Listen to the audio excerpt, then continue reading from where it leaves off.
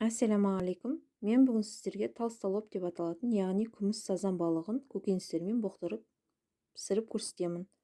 Ең алдымен барлық көкөністерімізді қызанақ, пияз, болгар бұрышы, картоп, сәбіз және сарымсақты өздеріңіз қалауыңызша кез келген пішінде турап даярлап алсаңыздар болады. Балықтың үстіне тұз бен бұрышын себеміз. Балықты 1 сағат немесе жарты сағат бұрын тұздап бұрыштап қойсаңыздар болады.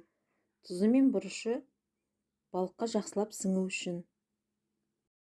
Табамызды оттың үстіне қоямыз да, ішіне 20 мл өсімдік майын құямыз.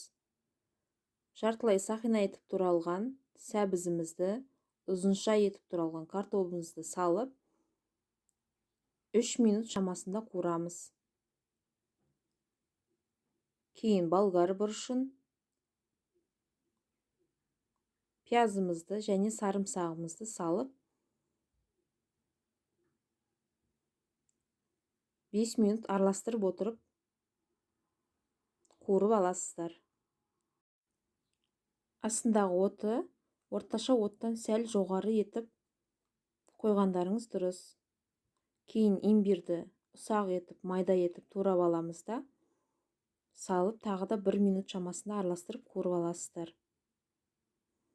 1 минут өткен соң табамыздың ортасындағы көкөністер шетіне жылжытып, ортасына дайын тұрған, тұздалып, бұрышталып тұрған күміс сазан балығын салып, үстіне 2 шай қасық соя соусын құямыз. Кейін табан бетін 5 минутқа жауып қалдырамыз.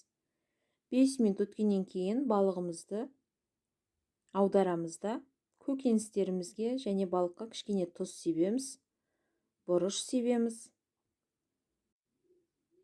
1 шай қасық томат пастасын саламыз да, барлығын жақсылап араластырып аламыз.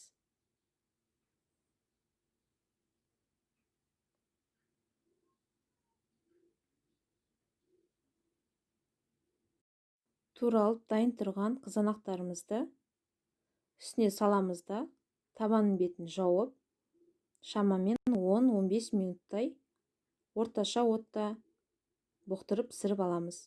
Біздің күміс сазан толстолоб балықтарымыз дайын болды. Дастарханға қосымша соус ретінде қаймақтың ішіне ас көкті немесе сарымсақты езіп салып ұсынсаңыздар болады. Баршаңызға ас болсын. Ас мәзір ұнаса, біздің YouTube арналарға тіркеліп, қоңыраушаны басуды ұмытпаңыздар. Келесі ас мәзірінде кездескенше сау болыңыздар.